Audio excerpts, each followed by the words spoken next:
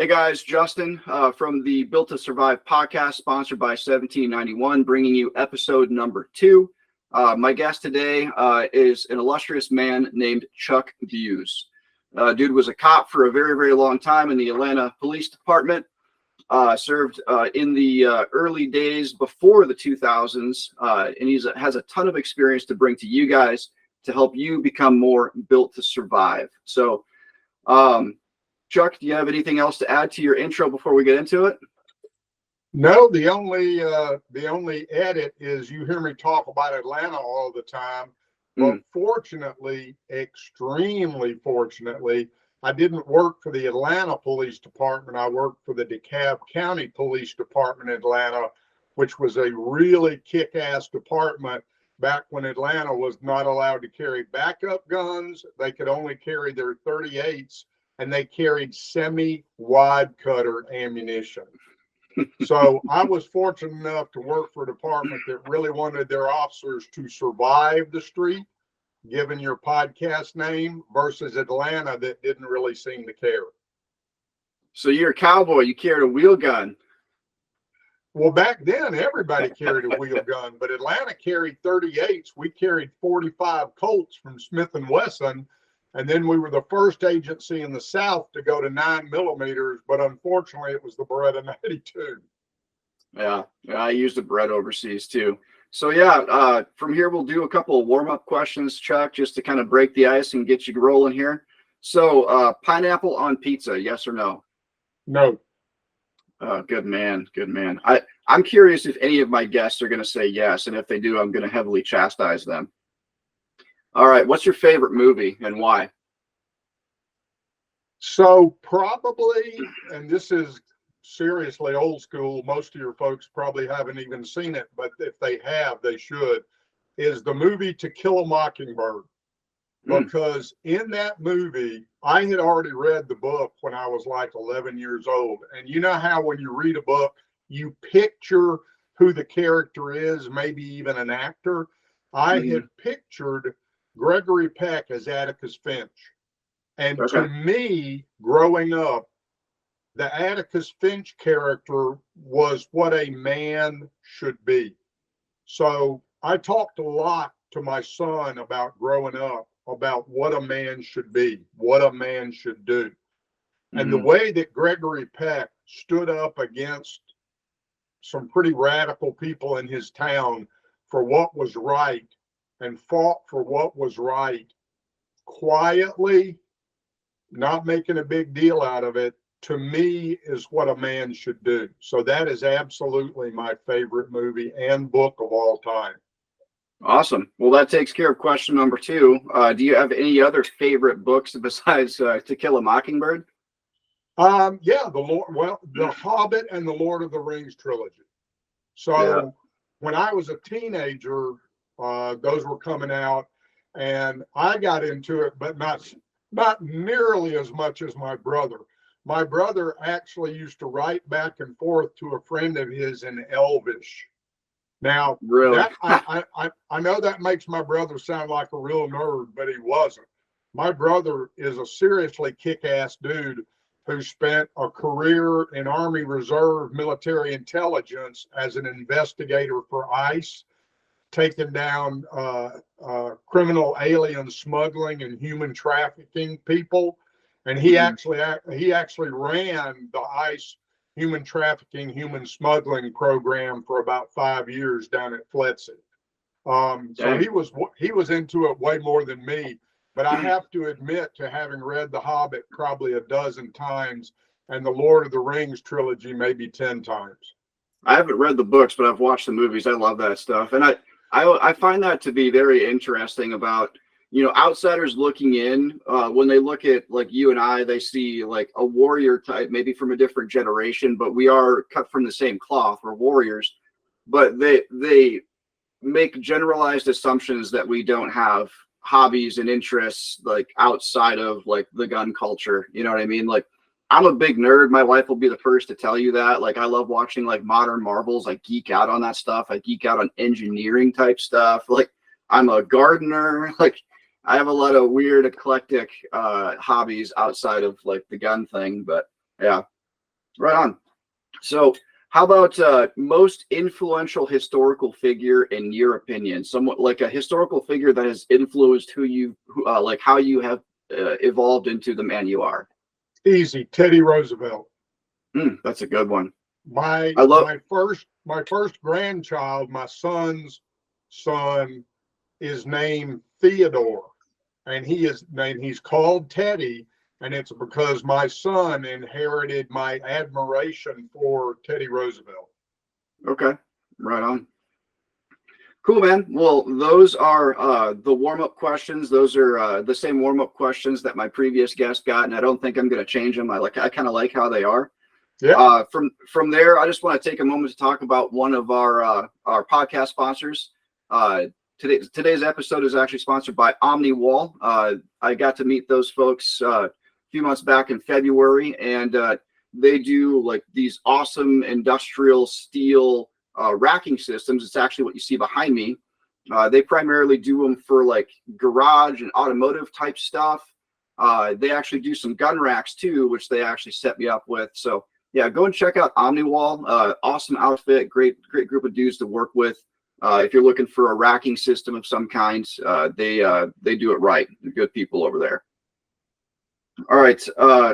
From here, we'll kind of change gears from less questions and more freestyle. So, Chuck, will have you talk about your life, kind of what made you, starting with your childhood, and then throughout the conversation, I might ask you a few questions and drill a little deeper. So, go ahead, man. Get started. All right. Well, I grew up in between New Orleans and Atlanta, and my dad was an executive with Sears Roebuck. And when he got transferred from New Orleans to Atlanta, he was running Sears back when they were a big company before they destroyed themselves. He was running their Southeastern Distribution Center. Yeah. And he had a warehouse complex on about 75 acres outside of Atlanta that was so big that one year his executive staff gave him a bicycle to ride around the property because it would sometimes take him 15 minutes to walk from one location to another. Oh, wow. And we were really fortunate because when Sears wanted to promote him and he would have had to go to headquarters in Chicago, he turned them down because I and my siblings and my mom had all established a really good life in Atlanta, and he didn't want to uproot us and take us to Chicago, thank God. And he turned Sears down 2 more times with the understanding that the third time was be the last time they offered him a promotion. So he really sacrificed for the family, and that was also an important lesson for me. Okay. It's interesting when we were in New Orleans. So Louisiana is the only state in the United States that doesn't have counties. It has parishes because of the French influence and the Catholicism. And actually, Louisiana law was not based on English common law for the first couple of 100 years. It was based on French law, which handles criminal law very differently. You don't go into things with a supposition of innocence. And we lived in what was called Jefferson Parish, in the city of Harahan. Back then it was just plain old Harahan. After we moved, it got very, very ritzy and it became River Ridge, which is a really tony area. And it's called River Ridge because it's one of the few areas around New Orleans that's actually above sea level. I can remember when a hurricane came through, our street and the streets around us were the only parts that weren't flooded. But it was really interesting. All my friends know that I'm one hell of a temperature sissy. If the temperature is much below 50 or over 85, I need electricity doing something to the air. And you know, kids don't know what hot is. because I don't ever remember being hot as a child in New Orleans, but my grandmother used to call it the city of the double 99s for the temperature and the humidity. So it must have been miserable, but as a kid, I didn't know it. And it's flat as a pancake. One of the two zoos in town actually built an artificial hill called Monkey Hill, so the children in town could see what a hill looks like, because it's the only one there. And then we moved to Atlanta when I was 12. And it's funny, my wife actually lived on the street behind us. So I've known her since I was 12 and she was 9. So I can't ever pull the, well, I used to, because she's like, no, you didn't. I knew you then. And then, so I went, high school in Atlanta. I wrestled, played football, did track. I was a National Merit Scholar. I didn't really, and I guess that's kind of been one of the themes. I didn't really fit in with the jocks. I didn't fit in with the brainiacs. I had my own kind of little circle of friends. It was interesting. We had a TV station in the high school that I was a producer for, and we broadcast throughout the high school and the elementary school next door. And that got me interested in broadcast journalism. When I went to the University of Georgia in Athens, I actually started off as a broadcast journalism major, until I had a freshman journalism class, and the professor, freshman classes are always massive in an auditorium. And I had a professor who was up on stage who said, how many of you in here identify yourselves as conservatives? And out of the, 150, 175 of us, only about a dozen of us raised our hands. And she said, that's wonderful. Let this be the last time you ever identify yourself as a conservative until you're running a network or a newspaper or a magazine. If you want a career in this profession, you keep your politics to yourself. And I mean, dude, this was ages ago, not talking about the insanity today. And I started thinking to myself, well, damn, is this really what I want to do?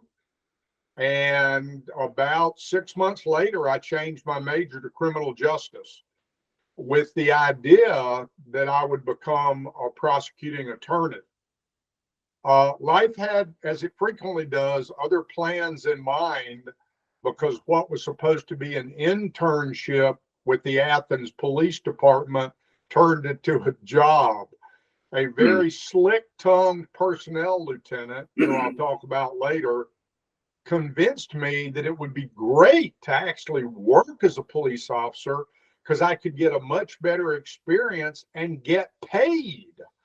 And under Georgia law back then, you could ride with a field training officer for up to a year before you went to the academy.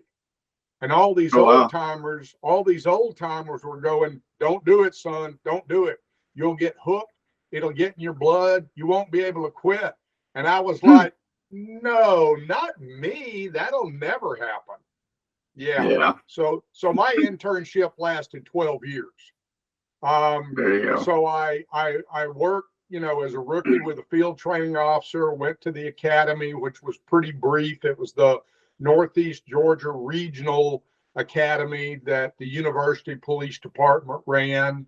And officers from small agencies all over Northeast Georgia went to that academy. Athens, at like 160 people, 170, was the biggest agency that sent people to that academy. After I got out of the academy, I worked the streets for a while. It was interesting. So I never suffered from what cops call the "it can't happen to me" syndrome, right? My first night on the street, we had a guy who robbed a cab driver and shot him in the head 3 times. And we wound up having an armed standoff outside his trailer once we had identified him. And then I got involved in my first shootout when I'd been on the street by myself only about 2 months.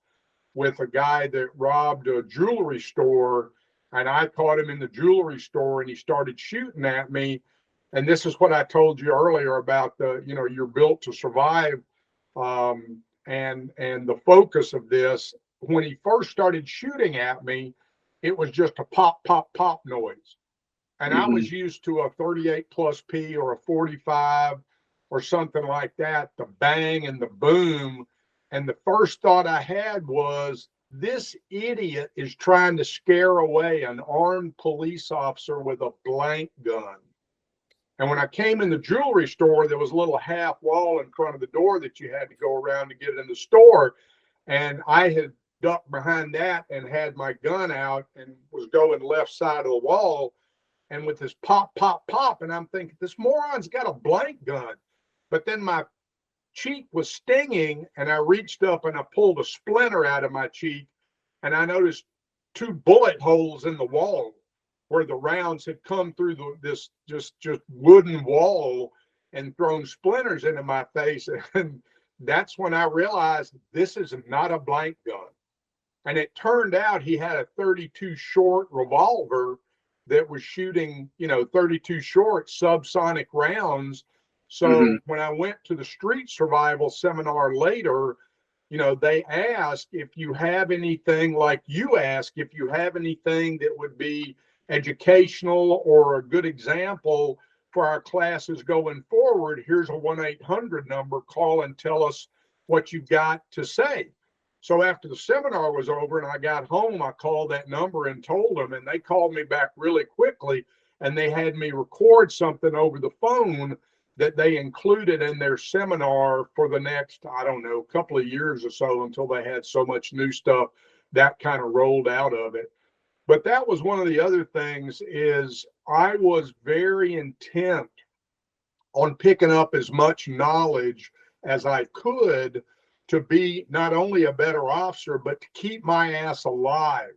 So I started with Athens PD in October, and that December, my folks gave me a second chance body armor vest as my Christmas present. So Second Chance was in their very early days. Richard, what's his name, had formed the company. He used to travel around shooting himself in the chest with a 44 Magnum wearing the vest to prove that it worked. I remember Richard, videos of that on Modern Marvels. One Modern Marvels episode I think I watched was the evolution of body armor, and I remember like cut scenes of that where the dude's got a revolver and he's like pulling the trigger with his thumb. I'm like, wow. Yeah. And he actually wound up doing enough internal damage, organ damage to himself, that his doctors told him he had to put a phone book behind the vest. So he would do that and then show that the round didn't come through the vest. But anyway, so the street survival seminar, at the time, the Georgia Police Academy in Atlanta had these amazing advanced training courses, and Athens was real hot on you going to advanced training courses. If you didn't put in for at least a couple of schools a year, they'd call you up to a personnel department and say, what's wrong with you? Don't you want to be a better officer?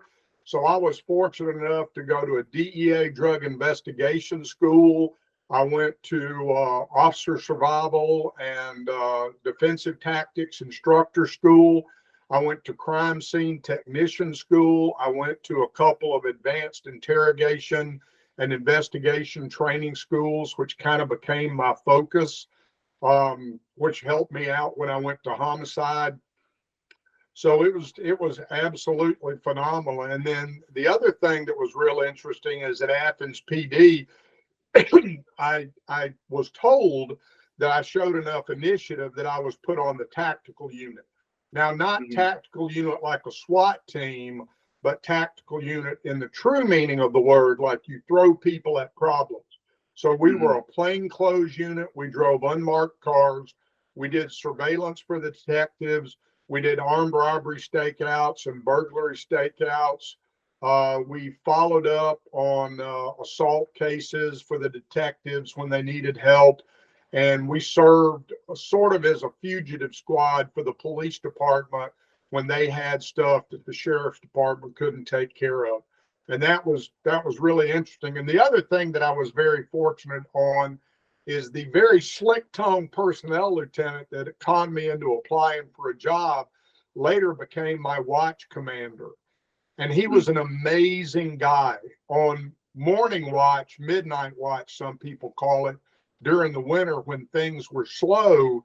He would get a group of us young officers behind a medical office building on Prince Avenue there in Athens, and he would teach us about city and departmental politics, what worked, what you got to watch out for, stuff like that. And that later served me extremely well when I was elected president of the FOP in DeKalb County, which was at the time extremely political.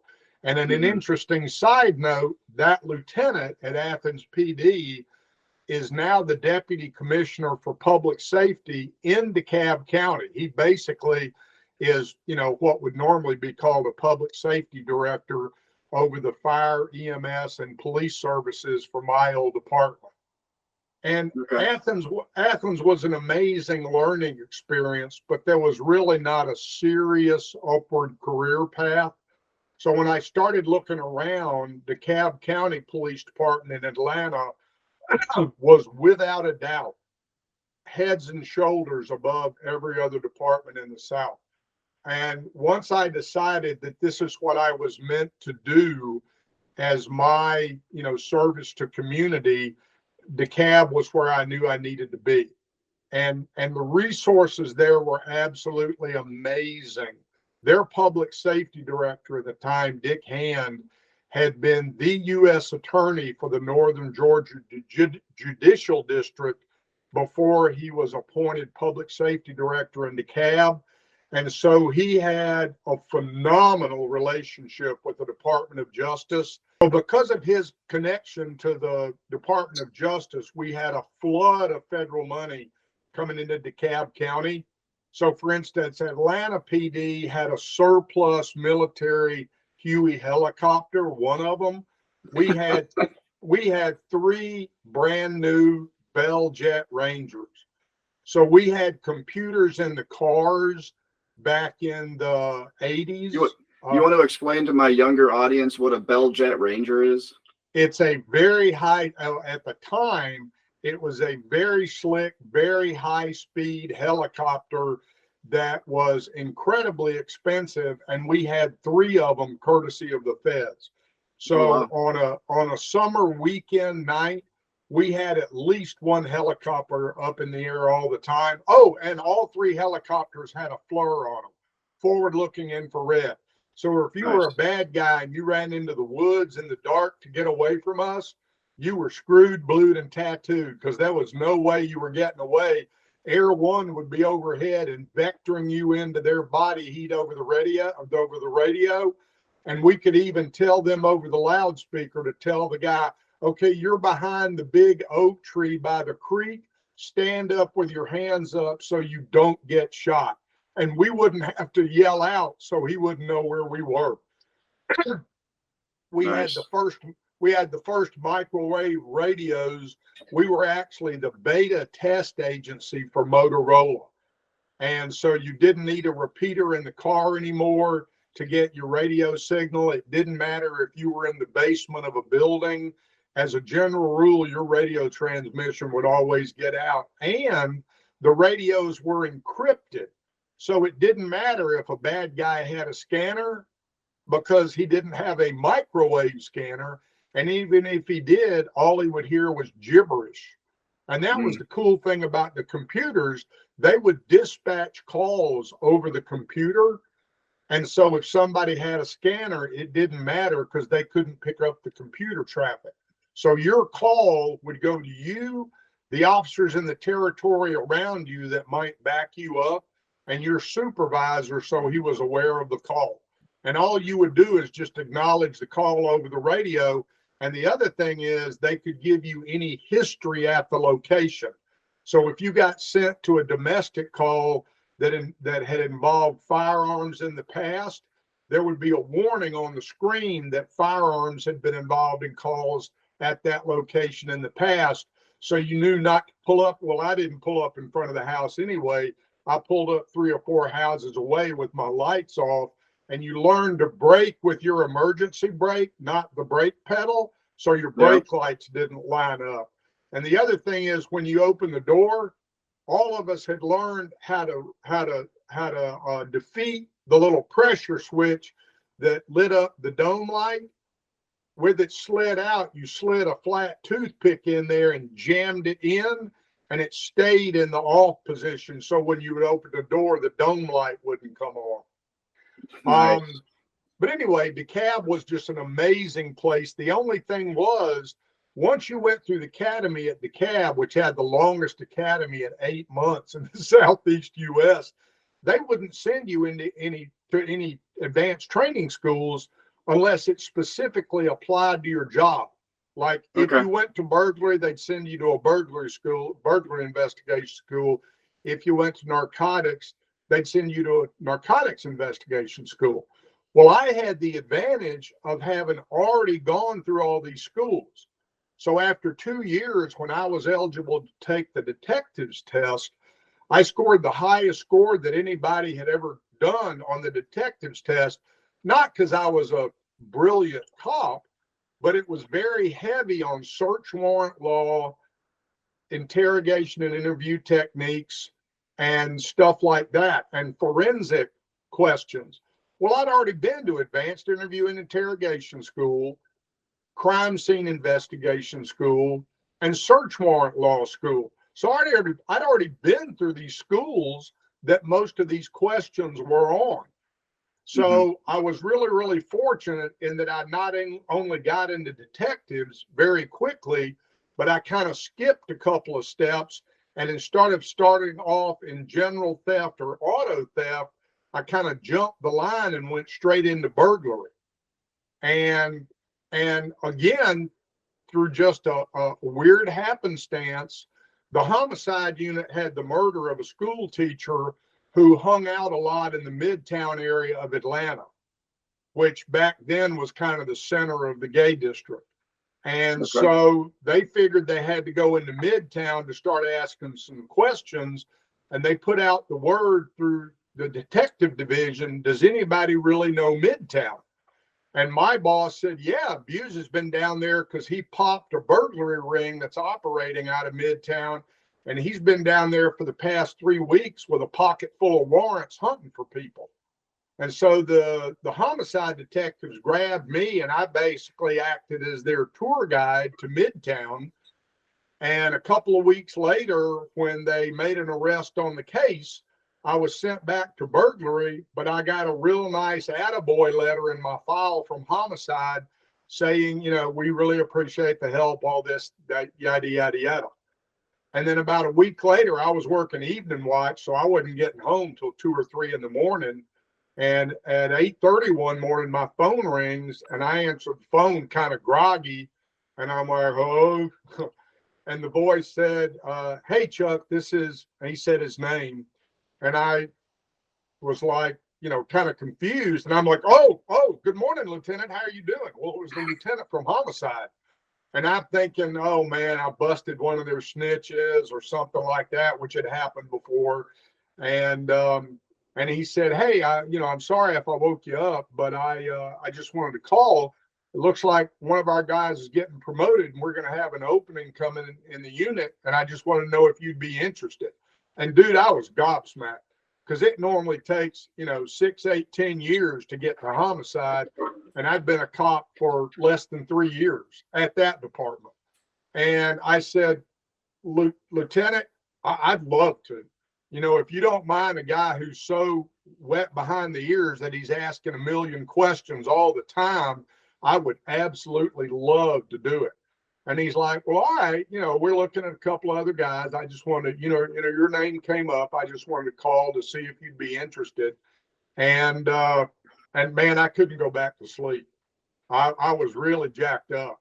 Just the idea of being able to do that early, there was no way I was going back to sleep. So I went into work that afternoon, and my sergeant, Charlie, called me over to his desk, and he goes, BUIS, come here. I'm like, hey, Charlie, what's going on? And he goes, I got one question for you. Did you ask to get transferred out? And I'm like, Charlie, if you're talking about a homicide, I didn't know a damn thing about it until Lieutenant called me this morning and asked me if I'd be interested. He goes, all right. He goes, clean out your desk, you're transferred. I'm like, holy smokes. And dude, that night they gave me my first murder. A guy got stabbed to death in the parking lot of a bar, and no eyewitnesses. Somebody go into their car when the bar closed, found him laying in between two cars, stabbed to death. And I was like, oh my God, there's no way I'm going to solve this. But the homicide sergeant was the most patient, mentoring guy in the world, and he walked me through it. He was like, Chuck, this is no different than what you've done a dozen times before. You were in South Precinct, so I know you've worked murders. It's just you wrote the initial report and handed it off to a detective. Now you're just taking that report and going through the following steps. And sure enough, about, I guess, 9 hours later at 4 o'clock in the morning, we wound up, getting the guy and busting him. And that was the other thing you learn to do working a homicide is you learn to go without sleep. Because if you've ever seen that show, The First 48, it's absolutely true. After 48 hours, the chances of solving a homicide drop dramatically. So we would go, it wasn't unusual to go 24, 30 hours straight awake working a case and then go home and get 6 hours and come back at it. And matter of fact, after one time I got in a car wreck that fortunately wasn't my fault, but, somebody said, maybe sending people home driving themselves after 30 hours awake is not a good idea. So then they would have a uniform unit take you home and pick you up when it was time to go back to work. But it was just really neat, being able to get in there. And one thing that I'm very proud of, and I still occasionally check to feed my ego, that I'm aware of, I'm the only detective in the history of the unit to have a 100% clearance rate. So I was really, really lucky. I had a lot of good breaks. And again, that interview and interrogation stuff, man, that is so crucial and people don't realize, because you think about it, people are raised on the street, don't ever talk to the cops, right? From the time they're kids, don't say nothing to the man. And then, and then once you arrest them, you get them in a room and you read them a piece of paper that says, anything you tell me, I'm going to use against you. Now sign this and talk to me, right? So selling ice cubes to Eskimos is a breeze. Selling prison is a bitch.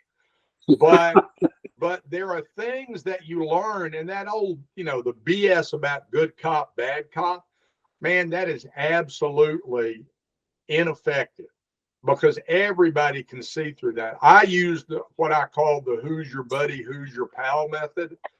And one of the things was, oh, look, this is the only chance that you're going to have to tell the judge what happened before you go to trial. So, and it's, you use what's called rationalize, minimize. Look, I know he was a son of a bitch. I know he deserved to be killed. I know, you give them every excuse you can.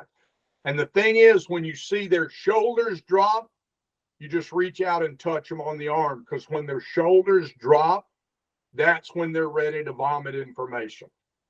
And you learn techniques like neuro-linguistic programming. Anyway, just a whole bunch of stuff. But the interview and interrogation stuff was really, really useful. But, my wife's been on me for years to write a book about everything that I went through. But what I try to tell her is every big city cop has those stories. I am not unique. And what you remember is really, it's the funny stuff. Right? The funny stuff is what stands out in your mind. Like, you would not believe the stuff that human beings can do. Like, I believe it. we had a guy in my territory when I was in uniform. We had a pair of twins, Troy Lee something and Roy Lee something. They were identical twins. But Roy Lee was just as normal as it could be. Troy Lee was severely schizophrenic and had to be on really heavy duty medicine. And this was after the federal government had flushed all of the mental institutions under the idea that the local communities would take care of them, and the local communities didn't have a nickel to throw at that problem. So you had all these people with serious mental problems out on the street. Well, Troy Lee was one of those people who had light-induced epilepsy. So light pulsing at a certain rate could send him into an epileptic episode. And he would have grand mal seizures, really severe. So he and his brother lived with their uncle, who tried to make sure that Troy Lee took his medicine, but he wasn't very successful sometimes. Well, Troy Lee would go into this game room, and one machine in particular would pulse, and it would send him into a grand mal seizure. But before he did, he would get really violent, and he would start turning over the game machines.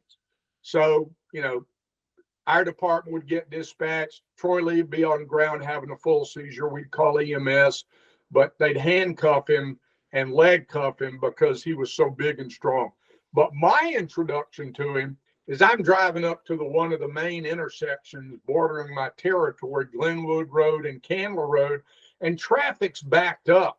And I can see that the light is green, but nobody's going anywhere. So I turned on the lights and siren and went up in the center lane, and I saw a guy in the middle of the street directing traffic against the light. Big dude. So I pull over in a little island where there's a turn lane, and I hit the blip, and I say, "Hey, come here, come here, come here." And he comes over, and I said, "What are you doing?"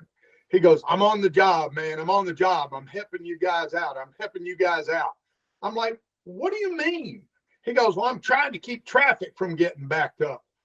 And I'm like, okay, this guy's nuts. I don't want to lock him up. So I'm like, all right, man, if you want to be a help, I got something you can do. He goes, "Man, give it to me. Give it to me. I'm on the job." I'm like, "See this yield sign right here?" I said, "People have been running over this every single day, and we got to replace it." I said, "I need you here making sure that cars don't hit this sign." And he's looking right and left. He goes, "I'm on the job. I'm on the job." And so he backs up to the sign, and his head's on a swivel. And I drive away thinking, yeah, he's going to be back out in the middle of the street in 10 minutes, and I'm going to have to lock him up. Well, I come driving back by about 2 hours later, and he's bouncing his rear end off the sign going, "Oi, oi, oi, oi." And I'm like, oh, man, I got to ask what this is. So I pulled back up on the island, and I said, "Man, you're doing great." I said, "But what's that noise you're making?" He goes, "I'm one of them things that's warning people away." I'm like, "What?" He goes, "Like out in the ocean that warns people away." I'm like, "You mean a buoy?" He goes, "Yeah, man, I'm a buoy. I'm a buoy." And I'm like, "You're an awesome buoy, dude. Keep it up." And I drove away just shaking my, you can't make this stuff up. But it's the funny stuff like that you remember. I remember when I was in homicide. So in homicide, when the department was still using revolvers, in homicide, we could carry anything that we wanted to carry. And everybody in homicide and robbery homicide, we were together. We called it major felony unit. And everybody in robbery homicide carried a 1911, except one guy who was afraid of cocked and locked, who carried the departmental 45 Colt revolver, which was hysterical because it carried in an upside down shoulder holster. And Scoop was at best 5'4".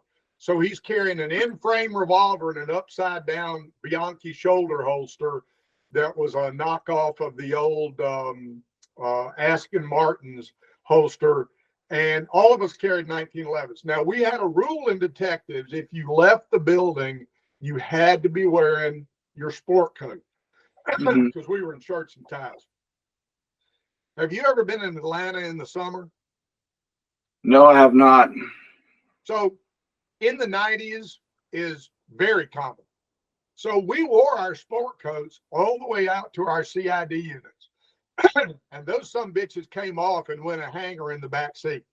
So our 1911s were clearly visible. So we put the badge on the belt in front of it, the handcuffs on the belt behind it. So if anybody saw the 1911, they knew that we were cops. But it was frequently common to be walking around in public. My partner, Woody, and I would be coming out of a restaurant or going into a shop or whatever, and somebody would go, excuse me, officer, your gun is cocked. And we'd be like, yes, ma'am, it's supposed to be. Thank you. Like Rooster But Cogburn said, it ain't any good if it ain't loaded and cocked.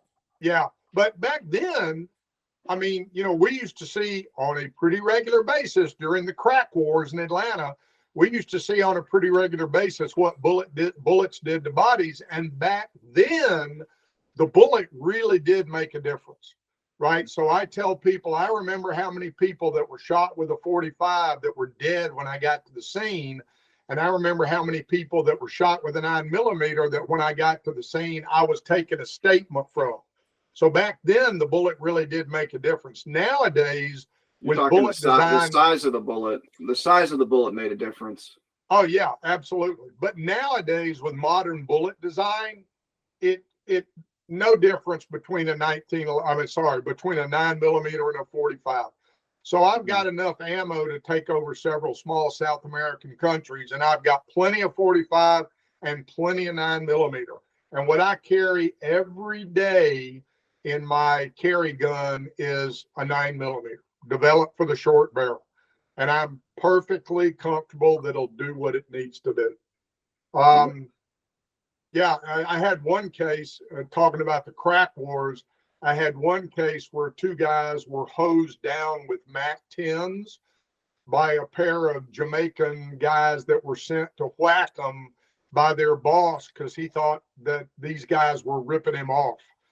And man, you want to talk about something that's fearsome.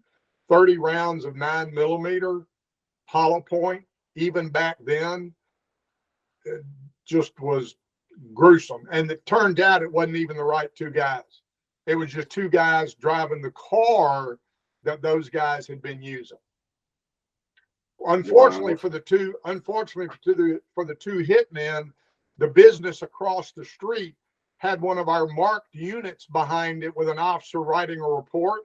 And like everybody did, he kept his window cracked a couple of inches so he could hear what was going outside.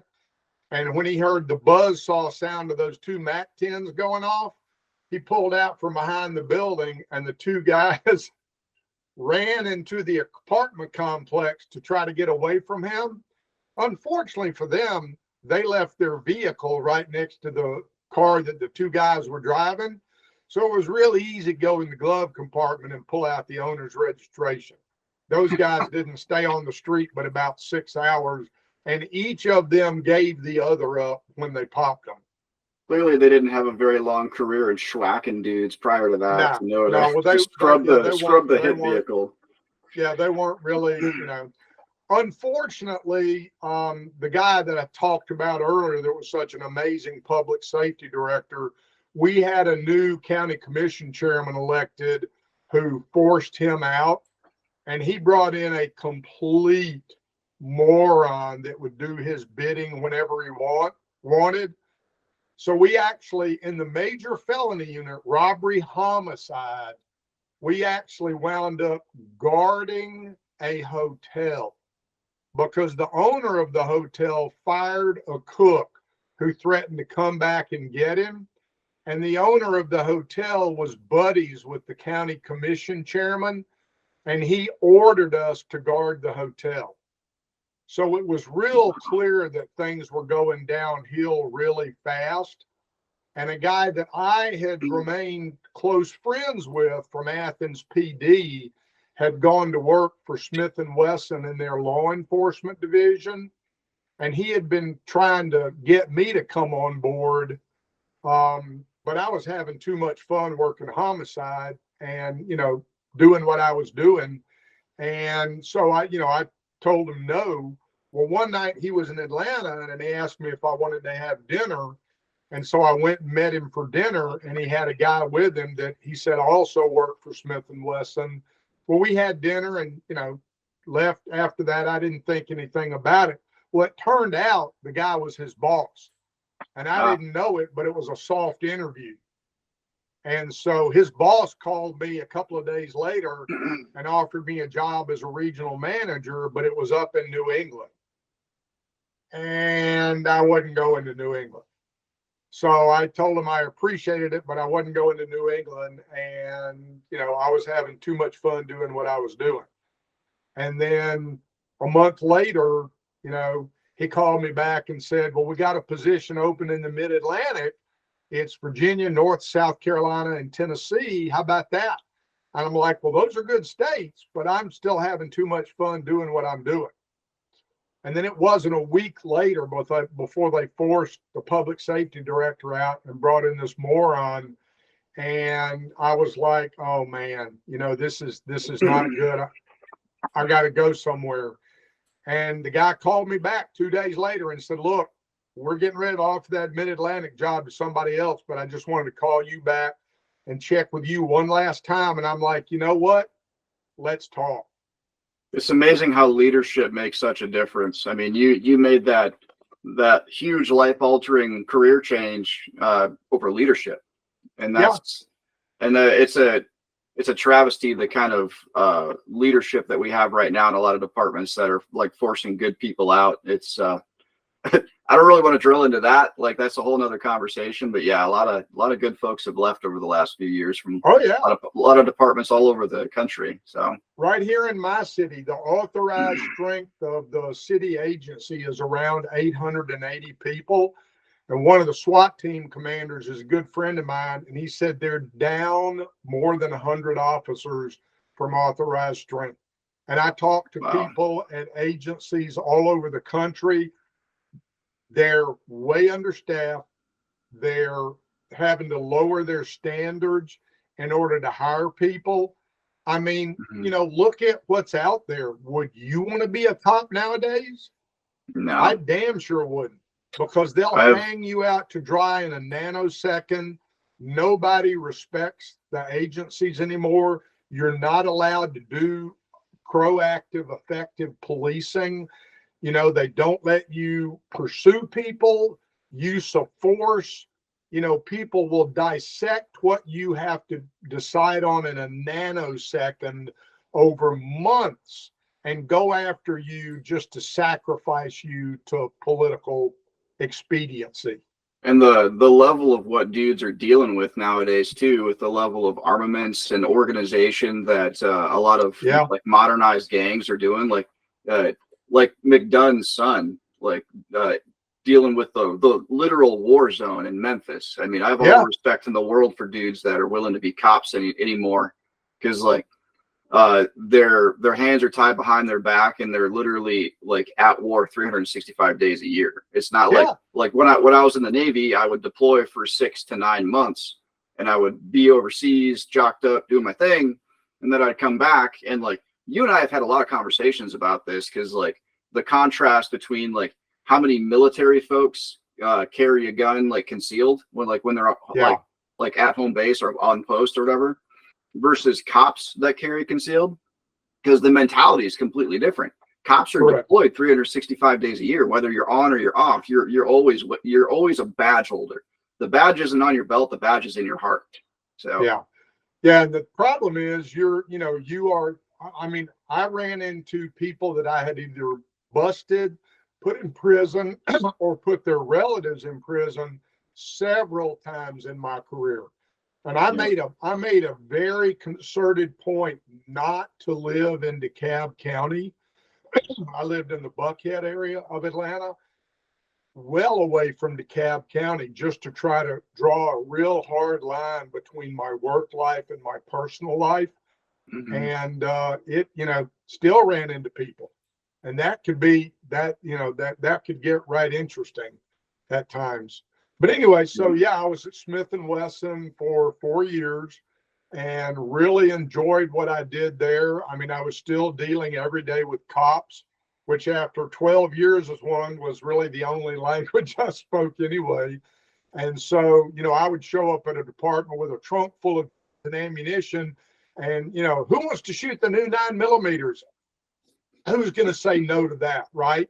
So I was always, hey, the Smith guy's here. Let's go create some once fired brass, and did real well with the new 3rd generation guns. And then when Uncle Mike's started their law enforcement division, got hired away by them as the Eastern Regional Manager, although I did a lot more than that. It's funny, the president of the company introduced me to someone one time, and he said, yeah, Chuck's the Eastern Regional Manager. He does everything east of the Rocky Mountains and south of the Arctic Circle, because I spent a lot of time with the Uncle Mike's distributors up in Canada. Matter of fact, I ran into one of those guys about a year ago, and he talked about me driving around in that little, whatever, small Ford pickup truck with the camper shell on the back, full of holsters that they were delivering to departments when we were doing demos. But so I got hired by Uncle Mike's as the Eastern Regional Manager. A few years later, I got promoted to director of the division, and I had 5 direct reports and I think 32 reps in rep groups around the country, and really enjoyed that. When I got promoted to director, the guy that I hired as my replacement had actually left the industry. Brought him back in, and showing how small this world is. Later on at Blackhawk, when I rotated out of product management and I took over the international sales team, he was my boss because he had come on board the company from the company that he was with at the time. So I really enjoyed my time at Uncle Mike's. I was there when 9/11 happened, and that really kind of changed everything. That same day, so I was in my office getting ready to drive to the Raleigh airport to go to the Texas Tactical Police Officers Association. And my wife called me and she said, oh my God, a plane just hit the World Trade Center. And I'm thinking, right, small plane, pilot had a heart attack, in the plane by himself. I always thought it was like an angry stockbroker at first. Yeah. I was in high school. Oh, yeah. And so I was like, oh my God, that's terrible. I'll call you when I get to Dallas. And she calls me back 15 minutes later and she said, another plane just hit the other tower. It's a jet airliner. And I said, I'll be home in 10 minutes. She goes, I thought you had to go to Dallas. And I'm like, baby, nobody's going anywhere. Anything that's already in the air is going to be told to land, and nothing else is taken off. We're under attack. So I got home, spent a couple of hours there at home with her. And then I called my office phone to check for voice messages. And I had over a dozen voice messages from military units looking for shoulder holsters, talking about the Beretta, looking for shoulder holsters for the M9. Because all of these pilots had an M9, but they didn't have any holsters for it. So I drove back to the office, returned all these calls. My phone was ringing off the hook. My guys called me and told me their phones were ringing off the hook. Everybody needed shoulder holsters in 3 days. The unspoken message being, because in 4 days, we're not going to be here in the continental United States anymore. So I called the factory manager out in Boise, Idaho, and I said, I'll get you confirmation from Dennis, our CEO. I said, I'll get you confirmation from Dennis, but right now, any order that comes in for the military goes to the front of the line, and I need you to make 15,000 size 5 shoulder holsters as fast as you can make them. Now, here's an example of how efficient that factory was. In 3 days, they made 15,000 size 5 Uncle Mike shoulder holsters, and they only set the production schedule back 2 days. That's how good they were. And yeah, Liam's told me stories about how efficient they were. It was unbelievable. Well, so that was 9/11. and everybody knew it was going to be a military bubble. Just nobody understood how long it would last. So my first month with Uncle Mike's, I worked the old Secret Service matches in Beltsville, Maryland, at the Secret Service Training Center. And the guy at the table next to me was Mike Knoll from Blackhawk. Bill Strang from Tactical and Survival Specialties had given Mike one of his tables to stack up his gun cases and backpacks on. So we got to be what I call business buddies. So we would only see each other at trade shows and stuff like that, but we'd have a beer or, have dinner or something like that and talk about stuff. And I went up to Virginia Beach a couple of times and visited his retail shop, or when he shut that down and had the facility in Chesapeake, I'd go, visit that, and we'd talk about stuff and see each other at shows. And he would always joke about one day being able to afford to hire me away from Uncle Mike's. Well, the summer of 2003, we were at the National Association of Police Equipment Distributors convention in Coeur d'Alene, Idaho, and he came walking down to my table and asked me how things were going and, how Uncle Mike's was treating me. And I'm like, man, they're treating me like gold. He said, well, would you be willing to have a discussion with somebody else? And I'm like, yeah, always. And he's like, well, when we get back home, maybe you can drive up to Virginia Beach and we'll have lunch. I'm like, yeah, that'd be great.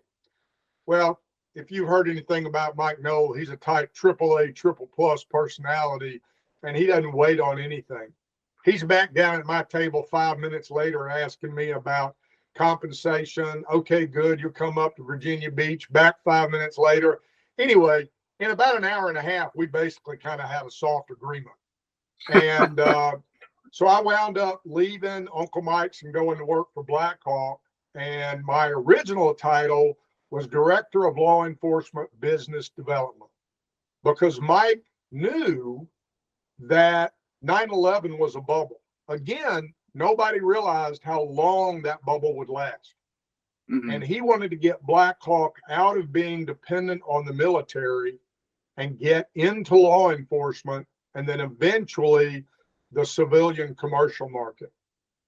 And we're having lunch one day, and Blackhawk had already bought the patent to the Serpa holster, and they made a few nylon. Real quick, what year is this, Chuck? 2003. Okay. So this is my official start date was September 1st. So this is probably mid to late September. And he's like, well, what do you think about doing a whole line of holsters? Leather, nylon, everything. And, you could do that as a side project. I can't see it taking up, but, 10, 15% of your time. And I'm like, yeah, I even know some people we can do leather holsters with. I can get that going. Nobody realized that would become the tail that wagged the dog. Yeah. So the director of product development at the time and I worked like madmen on this holster line. We flew to Italy, worked with the Italians on the leather holsters, worked on the nylon holsters, worked on the injection molded holsters with the name of the, I can't remember the name of the company in Bozeman that we actually wound up buying, the injection molding company. But I mean, literally, this is how fast things worked at Blackhawk. From sketches on a napkin to the photography being done, all the samples being approved, and printing a catalog. We had the catalog with every holster done before we went to SHOT Show in January. We had the whole line. We had product on the shelf in late January, early February. So literally September to January, that fast?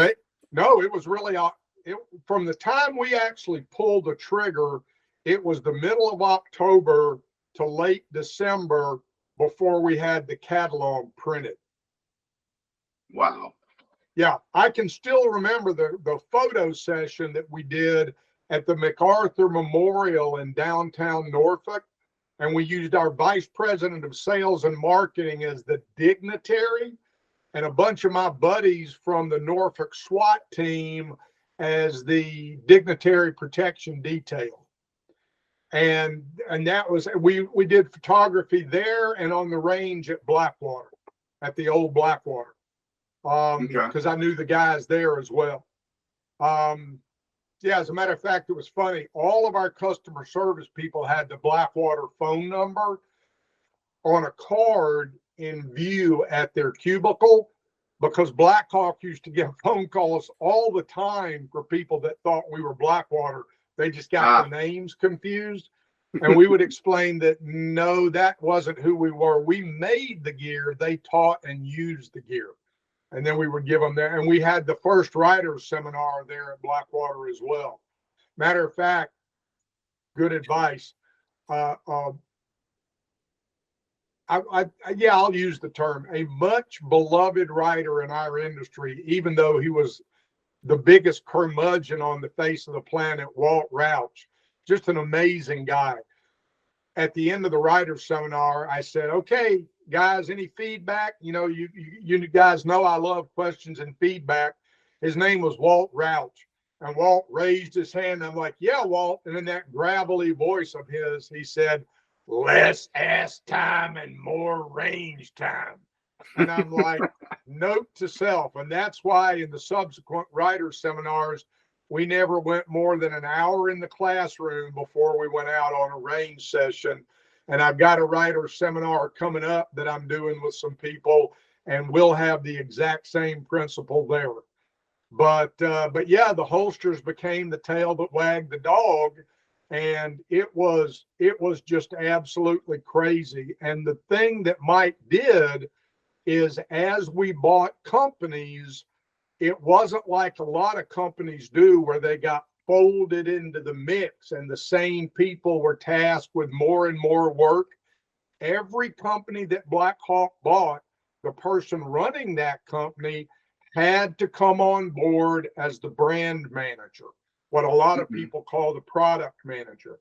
So when we bought MOD Knives, the owner of MOD Knives had to come on board as the brand manager. He told Mike he didn't want to do it permanently, so Mike said, that's fine. You are tasked with finding your replacement subject to my approval. So we brought a rock star of the knife industry on board as the product manager, who left a few years later and went back to his original company when we bought Adaptive Tactical. Sorry, not Adaptive Tactical. When we bought Knox Recoil Reduction Stocks, their president of the company had to come on board as the brand manager. When we bought Dynamic Entry Tools, the founder of Dynamic Entry Tools had to come on as the brand manager. So every major product line had a brand manager that only dealt with those product lines. So a lot of care, a lot of management, a lot of focus.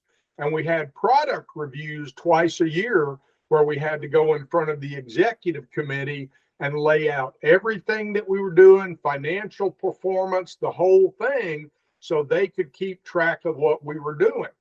And the CFO of the company, who I'd worked with at Uncle Mike's, was the most detail-oriented guy in the world. But he wasn't just a financial guy. He had been in operations. He had been in a lot of different things, so he knew a lot of different things. So this guy asked very penetrating questions, which I knew he was going to do. So everything I presented, I had documentation laid out. And he would hit me up with the first 2 or 3 questions, and I would hand him the documentation for what I was saying and what I was answering. And once he knew that I was ready, the questions would taper off. But the highest phrase of praise you could get at the end of one of these product reviews is him looking at you and saying, I think you understand your business. And that meant you're doing a hell of a job. Keep on going. And so those were really valuable, because sometimes they bring up stuff that you wouldn't think about, because you're in the day-to-day weeds managing the product line, and maybe you're not looking out as far ahead as you should be, and they bring up something that would be valuable.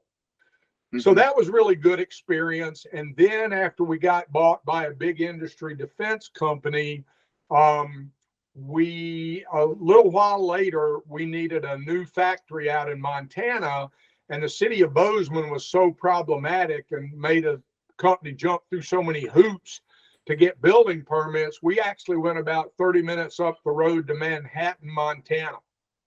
So when I used to tell people I was flying out to our factory in Manhattan, they thought I was in the garment business. Yeah. And at the grand opening of that factory, the president of our division and the vice president of marketing who were there asked me if I could step over here and talk to them. And they said, what would you think about running all the brands and all the product lines? And I said, well, what do you mean? And I'm like, well, we'd like you to become the brand director for tactical. And I'm like, holy smokes. So I got that job. So all the brand managers, product managers wound up working for me. And the guy they had made, not the guy they had made me hire, one of the first things they said was, holsters is too big a job. You need to hire an assistant brand manager. So I hired an assistant brand manager, the only guy that I wanted. I wrote the job description. So he was the only person in the industry that fit it, and wound up stealing him away from a different company. And I told him, you know, I'll probably move on in 5 years or so, and you can become the brand manager for the holsters. So I had to call him aside and say, your promotion's going to come a little bit earlier than we had talked about. I know you've only been on the job for 6 months, but you're the new brand manager for holsters. And, you know, as expected, he did a rock star job with it because he is a rock star. And yeah, I worked as the brand director for a few years, running all the product lines. And then the company bought another big optics company, and there were some personnel issues there. And so I had started looking around for another job, which a couple of people in the company found out about, and they built this new job for me to keep me around as director of international sales for the tactical brands. And that was a real easy transition for me because I was already dealing with all the international tenders anyway. So I already knew all the distributors in Europe, all the distributors in the Middle East, the distributors in Asia, because when tenders, bids would come in, I was the one that dealt with the bid specs, and I wrote bid specs for all the products. So some of these distributors, like the guys in Germany, I had relations going back 20 years with, you know, from the Uncle Mike's days, because I started going over to EWA and some of the international shows in the second year that I was at Uncle Mike's. So I'd been going to Europe since 1994 and already knew the end users. Hell, when the Bavarian State Police went out to tender for new holsters about 5 years ago, the head of purchasing for the entire state of Bavaria had been a junior purchasing officer for the Uncle Mike's holsters that I sold them in 1994 for their HKP7s. That's how long ago it was. The P7. Wow. Yeah. So is this about the time, like shortly before you and I met in like 2019? Yeah. So okay. Yeah. So I had been brand director for a while. So I'm trying to think. Let me shift here.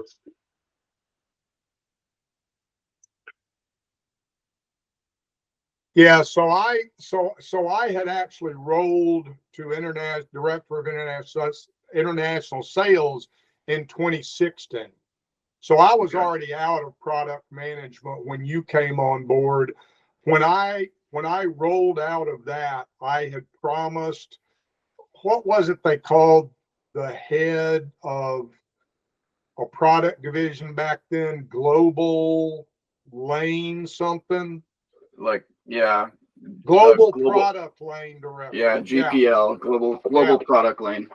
Yeah, so I had already promised that guy when I went to international sales that I would help him find my replacement. And and we brought that guy back in from another industry. And then, you know, as the company made staffing changes and stuff, and I started losing people, I wound up taking the whole world in 2022.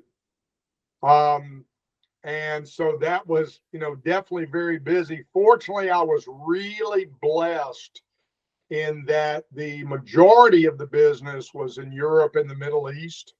And I had an absolutely amazing rep group headquartered in Germany that had that as their territory. The owner actually ran an American ammunition company for 12 years, but Hmm. grew up in the business in Europe. So he knew how American companies had to do business and how European companies had to do business. And he's got a reputation for spotless honesty. So he's sort of the honest broker that everybody believes. And they Hmm. know that he's got their best interest in heart because he's not in it for a quick commission. Two of his regional sales managers are two of his children.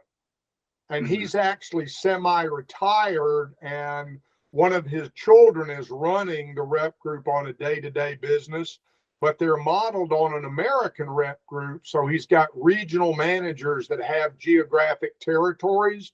He's got a director of marketing who's got two assistants. He's got a director of sales who has an assistant.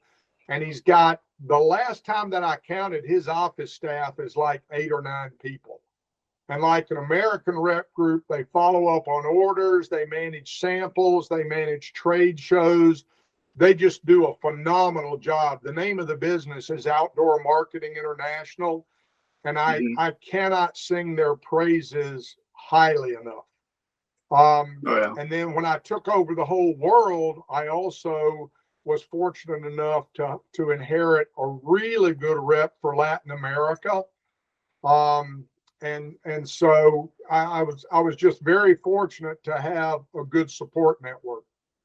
So And then you did literally what Pinky and the Brain always talked about doing. What are we going to do tonight, Brain? Try to take over the world. yeah, yeah, it wasn't a choice, but it was what I was given, and I was fortunate enough to have some really good support. And then with changes in the parent company, I separated from there officially at the end of April. And Mhm. originally, I, you know, was thinking about a job with a company. Um, but I was, again, you know, things just are meant to be sometimes. I was blessed enough with a good enough severance package that I really didn't need to worry about a job for a while. And, you know, that's simply not in my DNA. I told my wife ages ago, I can never do what her dad and my dad did and just Mhm. retire and read books and play golf. That's not in the cards. But it allowed me to be very, very choosy about a job. Mhm. And so 4 of the 5 companies that I turned down said, well, would you be willing to work with us part time? And still thinking about a job with a company, I'm like, well, I don't know. Let me see where I wind up landing. And if it's not a conflict, maybe we can do something. And 2 other companies had approached me and said, look, we don't need a full time person, but we'd like you to work with us part time. One of them wanted me to take their brand to Europe, and another one wanted me to do writer seminars like we used to do in the old days for Blackhawk. Mhm. And so I was talking to my brother, and he was like, well, moron, why don't you work with all of them? And I'm like, what do you mean? He goes, hang out your shingle as a consultant and work with who you want to work with when you want to work with them. And I'm like, oh, okay. So I called up the 4 that had asked me to do stuff part time that I turned down. And they're like, you know, I'm like, are you still interested in doing that? And they're like, yeah, we're just waiting on you. And so I wound up, everything just kind of fell into place. And so I wound up setting up my consultancy. Now, Nice. the name of it my email sounds a little bit redundant. It's chuckbuse@chuckbuseconsulting.com. So the reason it's chuckbuseconsulting.com is originally it was going to be something else. And I'm talking to my wife, who's an artist and very creative and brilliant. And I'm talking to my daughter, who you know from when she ran the social media for Black Hawk. And both of them are like, you're an idiot. I'm like, what? Nobody in your industry has ever heard of that company.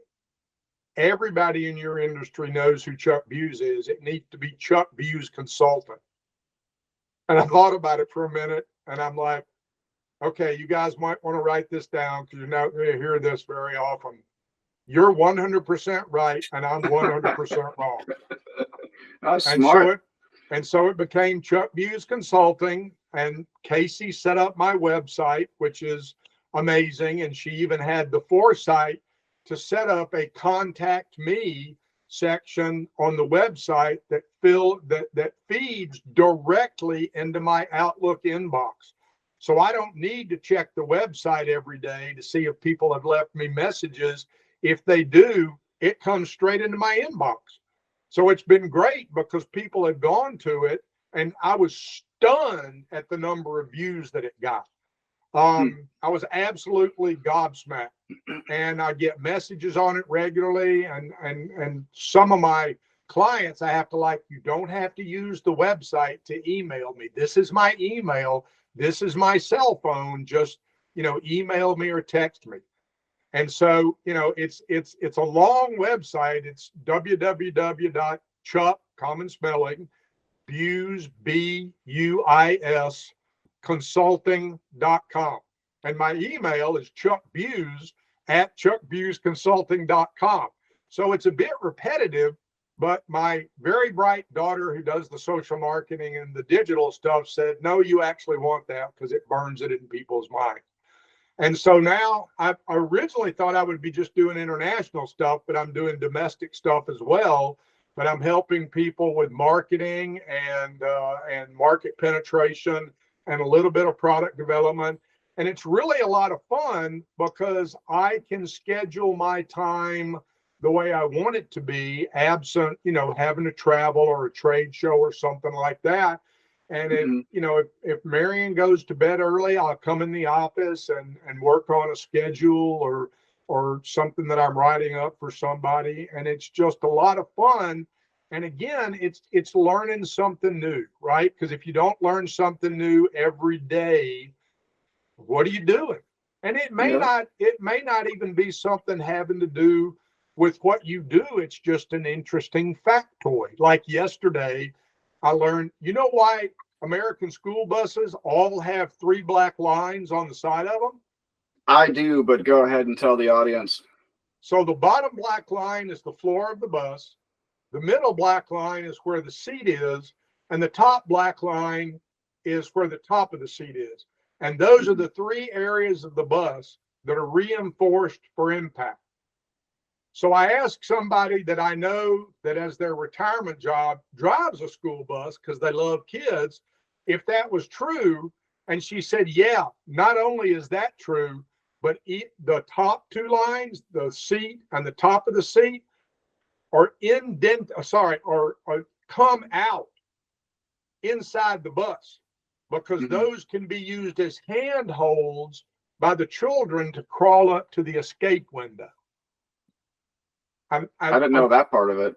No, to me, that's just brilliant design, right? That's the kind of design that you like to see and stuff, things that you don't notice, but from the outside, it tells the fire rescue people, if you've got to cut into the bus to get kids out, you don't want to cut these 3 black lines because that'll take longer. And on the inside, it helps the kids get out. Yep. I love whenever I develop products, I love developing products that are intuitive and have multiple uses. Yeah. So and you can build in little features that people don't think of. You've actually got to explain it to them. Yep. So that was pretty much the end of your monologue up until where you are right now. So from there, we'll go ahead and take a quick break since the Built to Survive podcast is sponsored by 1791 Gun Leather. Who I actually work for. I'm the director of product development for 1791 Gun Leather. We'll go ahead and roll a quick commercial talking about our Optic Ready light bearing, fair chase, and smooth concealment holsters. So. Lights, lasers, and batteries, oh my. Hey guys, Justin with 1791. Thanks for tuning in. Today we're talking about putting technology on your boomstick. So the firearm in general had a bit of a development renaissance that happened around 1873 with the advent of the self-contained cartridge, the Colt Peacemaker, 4570 government. All that kind of spooled together and really kind of gave us, like I said earlier, a bit of a renaissance in firearms development. Since then, there hasn't really been a whole lot of huge leaps forward until we start adding electronics to the system. Then we have things like flashlights, holographic optics, lasers, all kinds of awesome things that really can help increase our survivability rate, give us extra tactics that we can employ in that gunfight. But we still must have the gun with us so that it is of use to us, right? Which means carrying the thing. Our original fair chase and smooth concealment lines of holsters, our stitch line followed the trigger guard tapered inboard to then follow the underbarrel lug all the way forward and give us a nice secure fit. Obviously, if we add a light underneath the barrel, then we run into a pretty serious issue as far as being able to fit that gun in the holster. So what we've done with our Optics Ready light bearing, fair chase, and our smooth concealment, like you can see in front of me, I have a couple of different sizes of smooth concealment. What we've done there is we've not only opened up that sight channel to be compatible with RDS optics, but we've also widened out that footprint in front of the trigger guard to be compatible with several different lights or lasers. So a bunch of new school tech with the firearm. What we've done is we've taken more of an old school approach to offer you a solution to be able to carry with your new technology.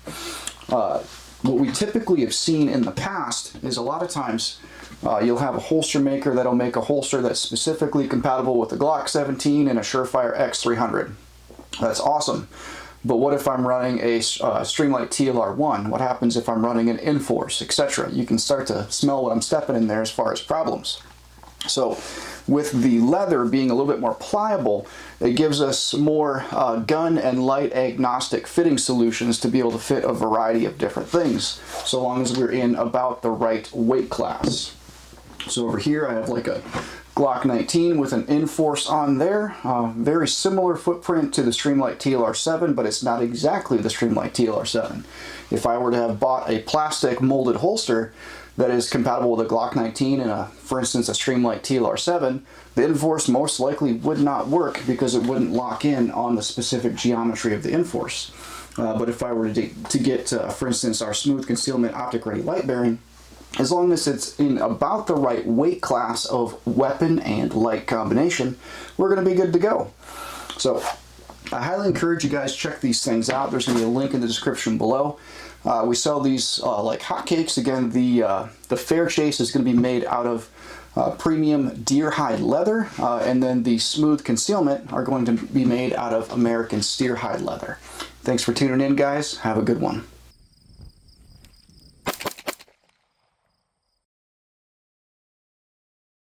All right, so yeah, that was our Optic Ready light bearing, smooth concealment, and fair chase line of holsters. The fair chase is actually constructed out of 100% deer hide leather, and then our smooth concealment are actually constructed out of 100% American steer hide leather.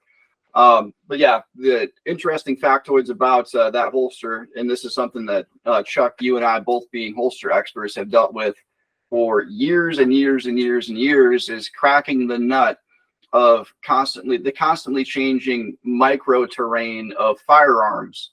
And now, especially handguns, and now with the advent of optics being commonplace on handguns, and now lights and lasers being commonplace on handguns, having a multi-fit holster body that accommodates a variety of different lights, as long as you get the right weight class for the gun and light combination for your holster, it kind of is a really big deal. And Chuck, I know you're kind of a fan of lasers yourself, so. Yeah, it's funny. The former president of Crimson Trace used to joke to people that he should have me on commission because I talked about lasers so much and was such an enthusiastic uh, fan of them and talked about them constantly. Hmm. Um, Early days of Crimson Trace, I got to be close friends with Clyde Caceres, who was sort of the evangelist for Crimson Trace, traveled around the country doing training, doing trade shows, made videos and stuff. And he gave me a couple of Crimson Trace for my J frames. I sent my Glock 17 and my Glock 19 out to them because originally, the original Crimson Trace, they had to machine a channel into the trigger guard of your Glock to get the activation button at the top of the front strap. And they would grind down the front strap of the trigger guard so they could attach the laser to that. Then later they came out with replaceable grips and add-on modules and the laser grips and stuff. But I became a very early fan of the lasers when I was working for Uncle Mike's and I traveled to Miami. So before laptops, online booking and stuff, the hotel chains used to have a book that had all the hotel locations and a little map kind of showing where they were and the phone number, and you would have to call the hotel to make a reservation. When I was going to Miami, I picked a Holiday Inn that was not too far from the Miami Police Department that I had a meeting with. And I called up and somebody asked in a strong enough accent that I really couldn't understand them. And I just said, reservations, please. And they answered with an accent that I could sort of understand. And I made my reservation. A couple of weeks later, I flew to Miami. And back then, the rental car lots were off site. And it was very common to drive off the rental car lot. And the airport is not in a good section of town. And the crooks would follow you out of the rental car lot. And when you stopped at a stop sign, they would bump your bumper. And when you got out of the car to see what was going on, you're looking at a handgun and you got carjacked. So I wouldn't leave the lot until I had loaded my J frame. And I had a Crimson Trace laser grip on the J frame. So I got that loaded, put it in my pocket, headed towards my hotel. Everything in Miami is on a grid. So I had my Atlas, map, and I found my way to my hotel. Well, this area had gotten so bad that Holiday Inn had abandoned this hotel. They still had the same phone number, but it wasn't a Holiday Inn. It was a very low cost hotel chain. And I'm like, oh crap, what have I done? It had a 10-foot chain link fence around the entire property with razor wire on the top. It had 2 gates, but only the gate by the front entrance was open. And I was like, oh man, what have I gotten myself into? But it was 11:30 at night and I had a 9 o'clock meeting at the police department. So I'm like, I'm just going to have to suck it up. So I get out of the vehicle and I go to the trunk and I take out my Black Hawk suit bag, which Mike had given me. Take out my Black Hawk suit bag, get ready to close the trunk, and I hear a shoe scuff on the pavement at the end of the building. That was the other thing. I'd driven by the lobby and tried to park right by the lobby. No luck. All those parking spaces were full. But I did notice an armed security guard in the lobby. Oh, crap. So I get out of the car, go to close my trunk. I hear a shoe scuff the pavement, and there's 2 guys walking around the corner of the building, neither of whom looked like they were a guest at the hotel. As they approach me, one starts to circle to my left. I've seen this movie before. And the thought bubble, if it were a cartoon, the thought bubble over their head would have said armed robbery. So as soon as they put their hands in their pockets, I jerk out the J frame and I put the laser on Numbskull 1 and I look at Numbskull 2 and I say, if you move or if anything comes out of your pocket but your hand, I said, he gets a hole in his chest and then you get a hole in your chest. And Numbskull number one, numbskull number two had already seen the laser and he knew what it meant. Numbskull number two looks down and his comes up and his eyes are big as saucers. I said, now you guys need to leave. Numbskull number two goes, man, I was just going to ask you for a light. I'm like, really? Where's your cigarette? He goes, yeah, I was going to ask you for a smoke. And I'm like, yeah, you guys get the hell out of here or I'll shoot your ass where you stand. And they bring their hand out of their pocket real slowly. I could see they had a bulge in their pockets and they whoosh, they're going. And that reminds me of, go ahead. I basically back to the door, put the gun back in my pocket, and I go inside. And the security guy goes, man, I saw them two dudes was going to rob you. I was going to come out and see if you needed some help. And I'm thinking, yeah, I'm sure you were. And he's like, you want me to call the cops? Now, at that time, Florida didn't have a non-resident concealed carry permit. And they did not recognize out-of-state permits. Carrying without a permit in Florida at the time was a felony, which I knew. Now, I'm there to see Miami PD. I got buddies with Miami PD, with SLED, the state agency, with Metro-Dade, the county, before they merged. So, you know, I'm not going to jail, but I certainly don't want to have an uncomfortable conversation. But I told the guy, nah, I don't want your bosses to know somebody almost got robbed when you were on duty. And he's like, oh, thanks, man. I really appreciate that. That's a terrible way to start a business meeting, having to talk about, you know, carrying illegally in their area. No, I didn't want to do that. I've heard that story before. I wanted you to tell the story for the audience. I love that story. It reminds me so much of this like dopey old TV show when I was like a kid. It was called, I think it was called The Projects. It was like this old like claymation TV show about like this family that lives in like the projects. And there's a part where like the main character is like the handyman for the whole projects or whatever. And he walks into this like wrong area that's controlled like by these gang members or whatever. And all of a sudden there's like 50 laser dots on him. And he goes like, Muriel, I've been dotted. But yeah, that brings me up, brings me to a good point though, about like lights and lasers and red dots and all those things. All these bits of technology that you add to your gun, they can be an advantage, yes. And I think your story really articulates the advantage of having some sort of technology in conjunction with your smoke wagon. I mean, the technology for a gun has been, at least the self-contained cartridge, has been around since 1873. So that's not new technology. But the advent of a light and a laser, or like an optic, a holographic optic on your handgun, that's new technology. And in just a piece of parting wisdom I want to make sure I get across to the audience is like, you need to put all of that stuff, you need to put that in the category of tactics. You know what I mean? Tactical response is a great proponent of mindset, tactics, skill, gear, the order of importance of these things. Yeah. And mindset's the absolute most important thing.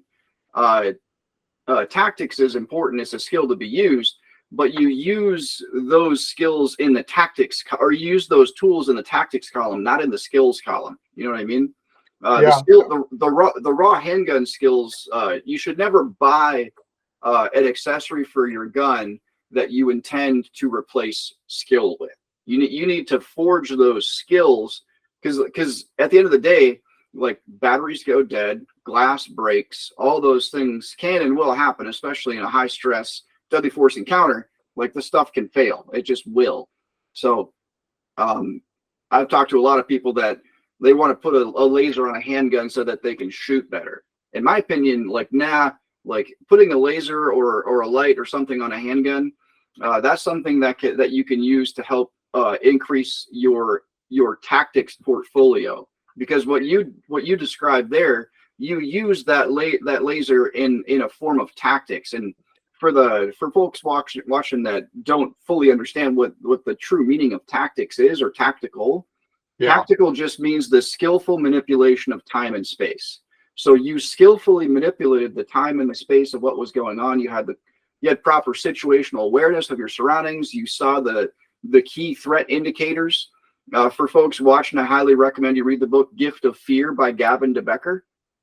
And I also highly recommend you read the book On Combat by Dave Grossman, because a lot of what Chuck has talked about, the stories that he's mentioned, his first story about his first shootout where it sounded like a pop gun, or it sounded like a blank gun, that's called auditory exclusion. You'll learn that in the book On Combat by Dave Grossman. So don't forget Left of Bang. Yeah, there you go. That's another good one. But in the book Gift of Fear by Gavin DeBecker, it really talks about how to harness your gut feeling that you have. That's a warning indicator that your subconscious mind is sending you, because your subconscious mind is like a Rolodex. It can flash through. Actually, a Rolodex is a poor example. It's like a supercomputer is the best way to describe it. It can roll through thousands and thousands and millions of life experiences in the snap of a finger. And then your subconscious mind can't actively talk to your conscious mind. So what it does is it sends physiological signals to you that give you a warning that shit's about to go down. And that's what Chuck was talking about, the scuff on the pavement from the foot. And then the two dudes come around the corner and they begin to separate. They're trying to gain tactical superiority on Chuck by splitting up and having different angles. So yeah. You need to read. If you're on this warrior's path, you need to be like a thinking shooter. You need to read. So anyways, I'll get off my soapbox. No. You're 100% right. Another guy that has written really good stuff on mindset and preparation is a buddy of mine named Dave Spalding. Yep. He just recently stopped teaching. Now he's working with people like Mariglow sites on the combat application sites, which is what I run on my pistols. In addition to, I now have added a red dot to my daily carry gun. But he writes some really good stuff on mindset and preparation. He was a cop in Dayton, Ohio for the sheriff's department. He was SWAT team commander, worked narcotics. He's done loads of high-risk entries and is really a student of the application of force and threat management. So what I did in Miami, I refer to as threat management, because as you know, you're always better off as long as you can walk away safely and you don't have to pull the trigger. The best gunfight the best gunfight you could ever be in is the one you avoided. Yeah. You know, the old saying, if I knew I was going to be in a gunfight, I'd bring 10 friends that all had shotguns. And my answer is no, hell no. If I knew I was going to be at a gunfight, I wouldn't go there. Bingo. So the deal is you try to stay out of it. You know, don't go stupid places with stupid people, as John Farnham says. That's another guy who's written really good stuff. He does a newsletter that goes out a couple of times a week called Defensive Training Institute Quips, because Defensive Training Institute is his company, and he teaches his wife, Vicky, who's also a good instructor. It's Defensive Training International. I just want to make sure we get his company plugged properly. Farnham's a legend. And another dude, John Farnham's actually the longest serving continuous commercial firearms instructor in the world, and he's actually really one of the first, or probably the first commercial firearms instructor. But yeah, he's been around training since what, the 70s? I think 73. So I first met John Farnham on a range that Athens PD had bulldozed in a farm field by a farmer that gave them the field to build a range. And he had wheeled robotic targets in 1980. That's wild. Wow. We did night qualification. We did qualification at night and training with John Farnham at night in the summer of 1980. And he had the wheeled robots, and they had a stand-up thing that you would put a target on, and they had sensors running down the middle. And if it sensed a bullet impact in the spinal column, the fatal T, the target would fall down. Mm. A little bit of a funny story. So, like many other people at Athens PD, I've tried to gain an edge. So we had Smith & Wesson Model 64s with Federal scalloped hollow point 38 rounds. Plus P didn't exist then. Mm-hmm. We switched over to Norma 38 rounds that were super, super hot as the forerunner to Plus P rounds. Mm-hmm. Well, there was a local gun shop called Franklin's that had a really good armor, and Franklin had been a sergeant with Athens PD before he retired. One of the old heads at Athens PD that was a serious gun guy told me that I could take my departmental gun to Franklin's, and the armor would use a chamber reamer to change it from a Model 64 to a Model 65, so that it would shoot 357s. So, hell, I'll do that. So I carried the issue Normas in my speed loaders, which you had to buy yourself. The department just issued dump pouches, but I carried 357s in the gun. So we're on the range at night, and it comes my turn to shoot. And the first time I lifted my revolver and pulled the trigger, there's a fireball about this big at the end of the barrel. And one of the old guys hustled over to me and goes, "Oh, gee, Chuck, you must have had an extra charge in that 38 round. I don't know that I would trust those other 38 rounds in your revolver. You probably need to replace them." Because everybody else shooting a fireball, a 38 had a fireball about this, and my 357 was about this big. And he was trying to protect my young, naive butt from getting in trouble. Nice. Well played. Well, hey, one other thing I wanted to ask you, just kind of questions, is what are some of your personal guiding philosophies that guide you as a warrior and a protector and just a good man? So I guess number one is always be nice to people. It doesn't cost you anything. Right? When I was a uniform cop working the projects in Athens or East Lake Meadows housing project, which has gotten gentrified, but back then was a combat zone, I called everybody sir or ma'am. I'm locking you up, and I'm calling you sir or ma'am. Yeah. People could say anything they wanted to me. You could talk about my Georgia Bulldogs football team. You could talk about my girlfriend. You could talk about my mother, and I wouldn't get upset. Now, what you couldn't do was touch me. If you touched me in an aggressive way, your ass was going to be admitted to Grady Hospital. That was a given, because that was self-preservation. But you could say anything you wanted, and I would be kind to you. And the other thing is, help people out when you can, right? So my wife was telling me the other day about a really interesting social experiment somebody did in Paris. And a person is walking along with a shopping bag full of oranges, and they fake trip, and the oranges go everywhere. And everybody is just standing there looking at them, not doing a damn thing to help the person pick up the oranges, until the first person goes over and helps them pick up oranges, and then everybody crowds around helping them pick up oranges. That's called leadership. Yeah. So what you do can influence others. So set the example. And then the other thing is, I try not to worry about anything I can't control.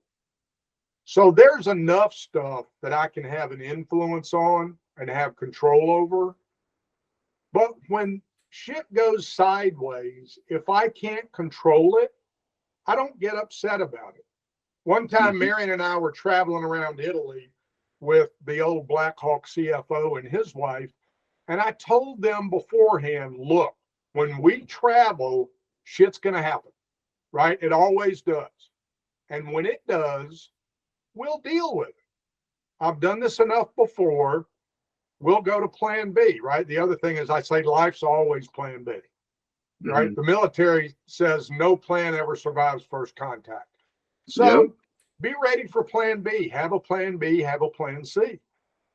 So be nice to people, help people out when you can. It's all on the karmic wheel, right? So I have been stunned by the number of people that reached out to me when I formed my consultancy that said, hey, man, if we can help you out, let us know. Originally, I thought all I was going to be able to do was help people out with product development and maybe market penetration. I had design engineers reach out to me. Man, we'd love to work with you if you need to design something injection molded.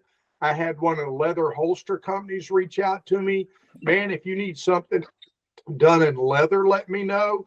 I had manufacturing facilities and an injection molding facility, 2 cut and sew companies. Hey, if you need any manufacturing capability, we'd love to do stuff with you. We enjoyed working with you in the past. I had a patent attorney reach out to me. Hey, if you need any IP stuff done, I work for a firm, but I also do stuff on the side. I've really enjoyed working with you in the past. I'd love to do stuff. I had one of the liability lawyers that the company used in the past reach out to me and said, hey, I'd like to put you in my liability expert witness stable. And I'm like, well, what I know is holsters. He goes, no, I know what you know is holsters, but what applies to holsters liability wise applies to a host of other products. And it's not the holster expertise, it's the designing dangers out of product and warnings and instructions. That stuff that applies. And so my website went from originally saying product development and market penetration to now I can go from ideation, product development. I've got a buddy that owns two 3D two 3D printing rapid prototype machines that can rapid print a prototype of anything.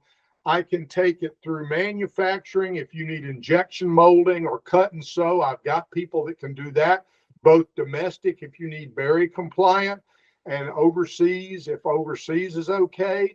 And I can take it all the way through if it's worthy of a patent to helping you get the patent. And these are all people that reached out to me that I worked with in the past that just, I was nice to them. I tried to help them and now they're helping me. So it all comes back, right? There's no reason to go through life grumpy because none of us are getting out of here alive. You're not taking anything with you but your reputation. So why not try to burnish that when you can? And it's the right thing to do. And as far as protectiveness, I'm still head on a swivel.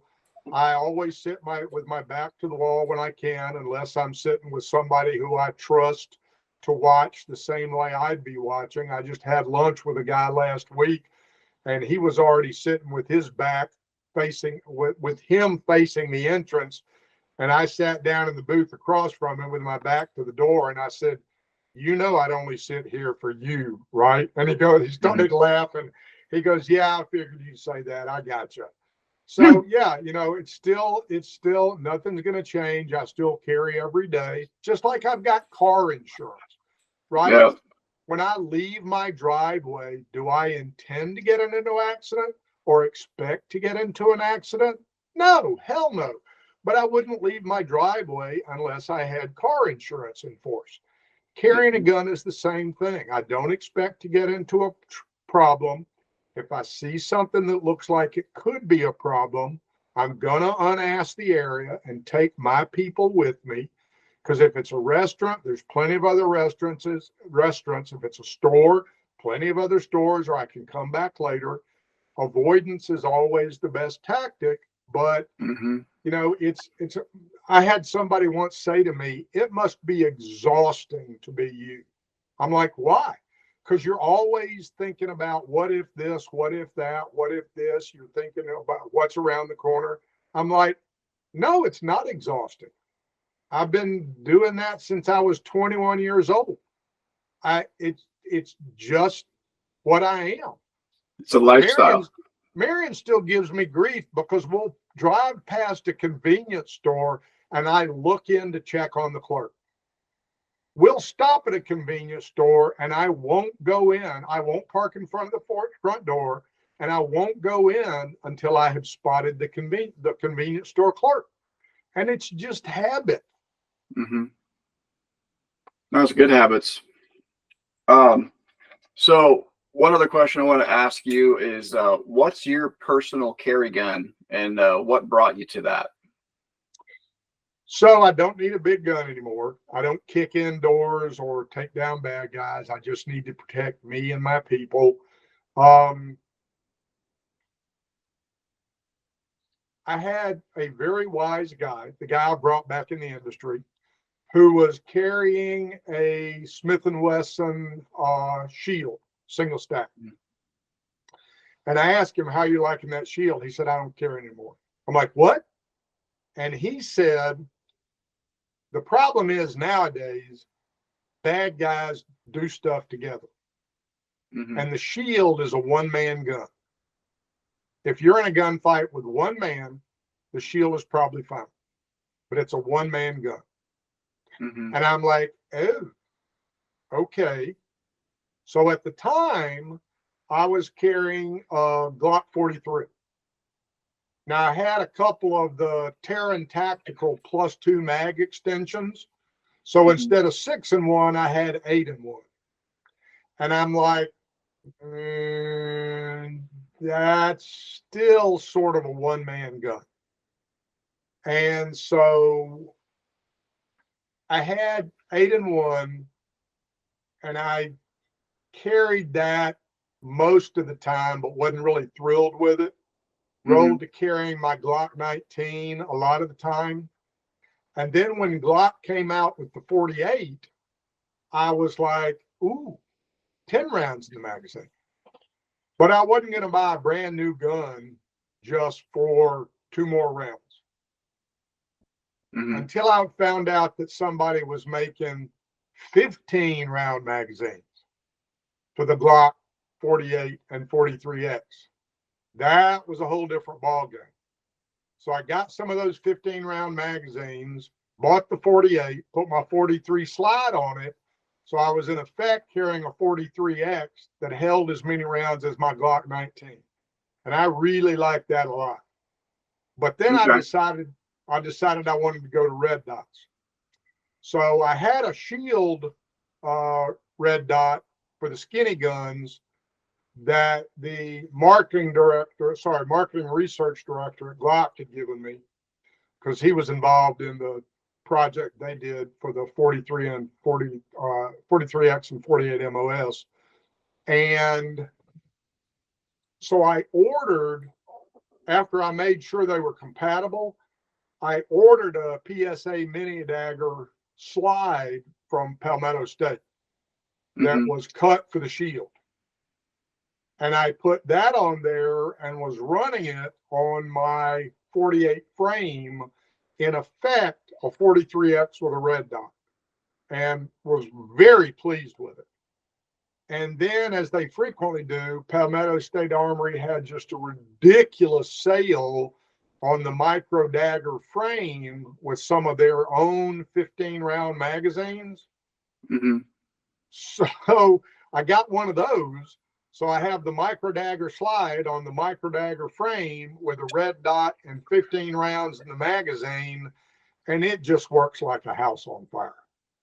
So I've still got the Glock 48 and the Glock 43. The 43 I can't really see carrying. My wife may replace her Glock 42 with that, which she has a Crimson Trace laser guard on. And I put the Crimson Trace laser guard on the 48. So I have that available if I want it. But every day it's the micro dagger with the 15 round magazines and the red dot. And it's a really ideal carry package. It gives me a lot of rounds. I carry a spare 15 round magazine in the Black Hawk Micro Tech Tech Grip, the Black Hawk Tech Grip pocket mag pouch that you developed. And it's a wonderful way to carry a spare magazine. Nice. Right on. Sounds like a good choice as long as it's reliable. So I carry a Glock 19 Gen 3. I've been carrying that ever since. I traded Jeff's for him back in right when I became a product manager at Black Hawk. Oh gosh, well, that was like right at the beginning of 20. So I've been carrying a Glock 19 since 20. Before that, I carried a Walther PPS for years. I actually, back when I used to be a trainer, I used to teach with that. That was when I teach my concealed carry permit classes. I would teach with the Walther PPS. But yeah, I carry a 19 and a spare mag. I've been doing that for years. It's reliable enough for me. It's got the bullets I need. It's a little bigger than most. It's bigger than your 43, but I've gotten used to it. But yeah, the important thing is carrying something. You know what I mean? And being proficient with that something. So that brings me to my next question I wanted to ask you is, I'd like for you to imagine for a moment 12 million new gun owners that have come into the market since like the whole COVID and the riots type situation. So what would you say to someone that's new to firearms that is not carrying? What kind of wisdom would you give them to help convince them to carry their gun? So the likelihood of you ever needing to use it is pretty slim. But I'll go back to my car insurance analogy. Just like no person in their right mind would get behind the wheel of a car and drive out on the streets if your insurance isn't paid up. Because the alternative, if something does happen, is shit you don't want to have to deal with. And the reality is, in today's society, as aggressive as predators have become, nobody's going to be there to save you. You're going to have to save yourself. Dialing 911 isn't going to do anything because you're not going to do it until it's over and you're already a victim and you or someone you care about could be seriously hurt or dead. A younger version of Chuck BUIS is going to show up and investigate your homicide is what's going to happen. And by then all they can offer you is meaningless platitudes about how sorry they are, right? Yep. So you don't want that to happen. So there are enough budget-friendly, super reliable firearms out there and enough ammunition that'll do the job that it's just crazy not to have that tool in your toolbox. Now, that being said, the firearm is not a magic talisman. Buying the gun is not going to keep bad stuff from happening to you. I know people that buy the gun, they load it, they put it in a gun safe, and they never take it out again. Now, that's one thing because you may get hurt, but at least you're not going to accidentally hurt somebody else. I also know people that buy the gun, load it, carry it, either infrequently or regularly, but they never train. What you got to understand is every bullet that leaves that barrel, you own. If you miss the bad guy and hit a bystander, you own that. You will probably go to jail. At best, you're going to get your ass sued off and you're going to have $100,000 in legal fees, even if you win. So, you got to train. We wrote in our instructions for the holsters, and you've written it in subsequent instructions, I'm sure, practice to proficiency. So you can't buy the gun and not go practice and train. Even more than practice, go get training. Yep. I was just going to say. Yeah, get training so that you understand and you put some more tools in your toolbox. Learn how to shoot left-hand barricade if you're a right-handed shooter. Learn how to shoot one-handed. Learn how to shoot with the offhand. Learn how to shoot under stress. Yeah, absolutely. Stress inoculation. It's funny. I had a buddy that was the PFI, Principal Firearms Instructor for the FBI Knoxville, Tennessee office. And, it's like, why in the world does the FBI have a big office in Knoxville, Tennessee? Well, they have a big office in Knoxville, Tennessee because of Oak Ridge Laboratory. That's why they had a bunch of agents in Knoxville. But Jim used to follow agents around the range as they would go from target to target on their moving shooting course. And, nobody would ever do this nowadays, but he would actually be firing shots from a gun into the ground at the range behind them to get them used to the sound of gunshots while they were shooting, to try to do some stress inoculation. Now, he was doing this before anybody, hell, they may not have even coined the term stress inoculation then. But he was doing that. I think Grossman was the one that coined it. Well, this was way before Dave ever wrote any of his books. Hell, it was probably before Dave was even in the Army. But yeah, I mean, he just understood that was a thing that was smart to do, and he was doing it, and he had enough latitude at the office that he could get away with it. So you got to not only practice, but you got to train. And plus, hell, training is fun. It's enjoyable. You're not going to find, as a general rule, you're not going to find any nicer people than gun people. Yes, you will occasionally get the idiot braggart that thinks it makes him something other than what he is. But as a general rule, people at firearms training classes are there to learn. They're very open to new information, and they're just really nice people. Part of the reason that I hung out my shingle as a consultant was because I didn't want to leave the industry. What I tell people is, we get paid to play with toys. How can you not enjoy that? And hang out with good people. Yeah, it's a really enjoyable experience. So go do it. And there are enough firearms trainers out there that you don't really have to travel anywhere to get training. One thing I'll say about firearms training is, so you spoke to it pretty quite well, that there's a difference between training and practice. Practice is what you do after you've gone to training and learned what to do. If you're practicing absent of having any firearms training, what you are literally doing is you're taking dollar bills out of your billfold and you're putting them in the toilet and you're flushing them. You're flushing those dollars down the toilet without having first gone to a training school and learned what to practice properly. And granted, just shooting at the range is fun. And if that was the means to your end and just going out and practicing, then, hoo-yah, job well done. It's a free country. But if you're practicing with the intent of being a better protector, then you are wasting your money if you don't first go and take a training school or go to a training school and learn what to practice. It's a very important distinction to draw. But one thing I'll say about that training is, like, I've talked to a lot of people that are intimidated to go to a training school or a training class. And what I'll say is, like, even with my background, like I was, former military, former law enforcement, before I went and took my first commercial firearms training.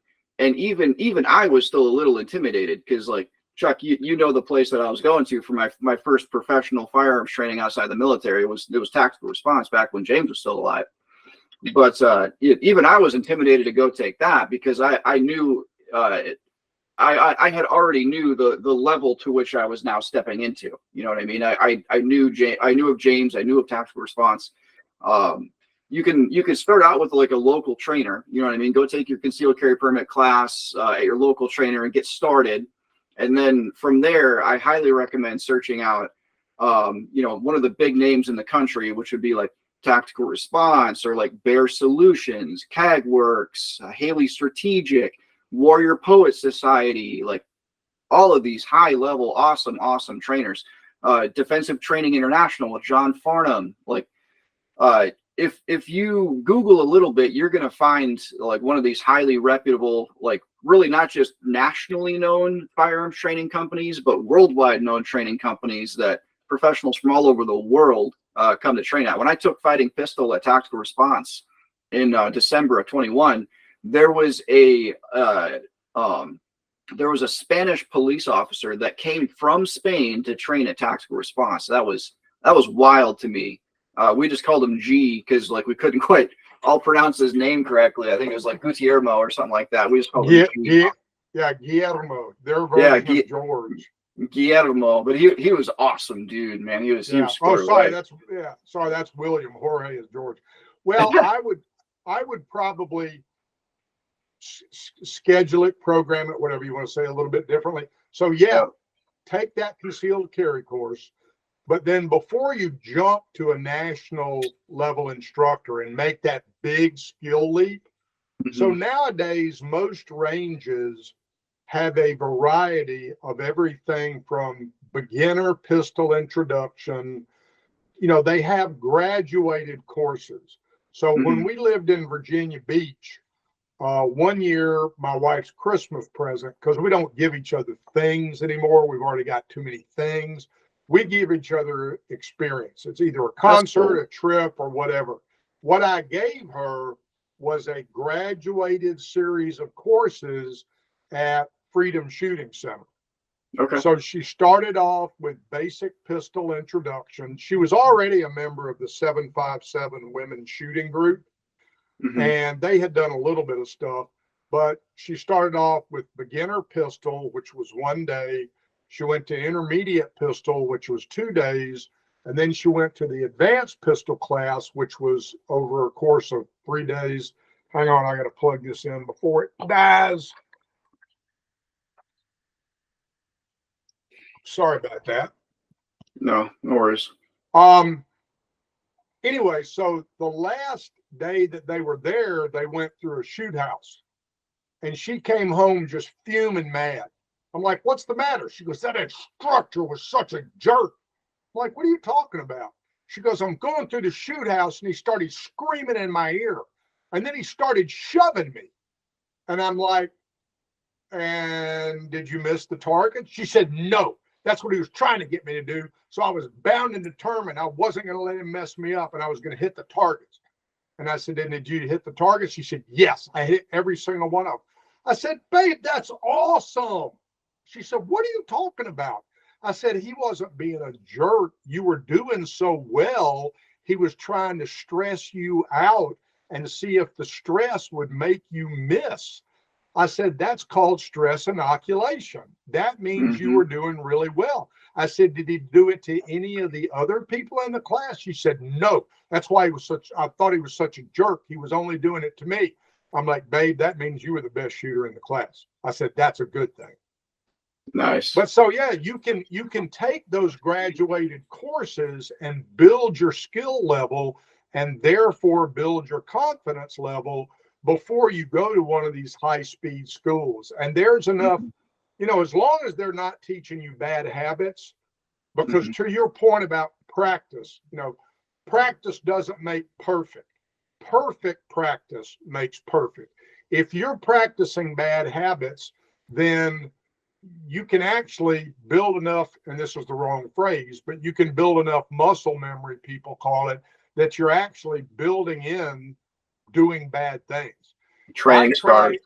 I try every 3 or 4 years to take a basic pistol class because I want the instructor to see what I'm doing and see if I need to correct any bad habits that I've picked up.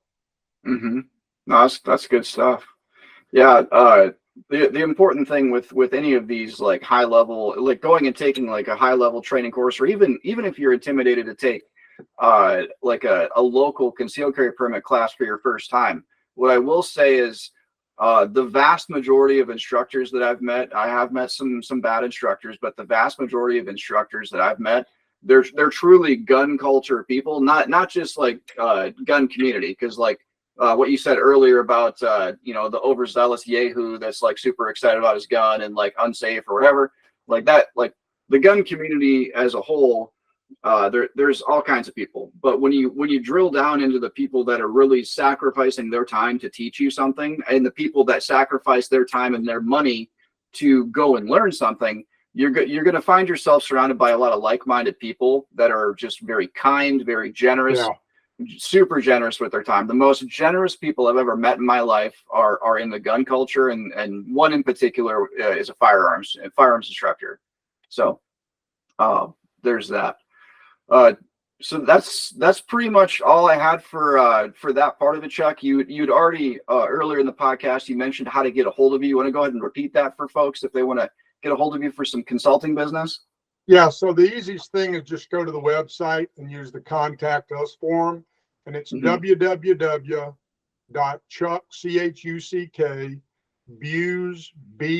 BUIS consulting, all strung together as one word, .com. Right on. Well, hey, Chuck, thank you for your time, and thank you for helping our audience become more built to survive. Thanks, Chuck. Happy to do it. I wish everybody would do what you're doing. I'm not doing much. Thanks, man.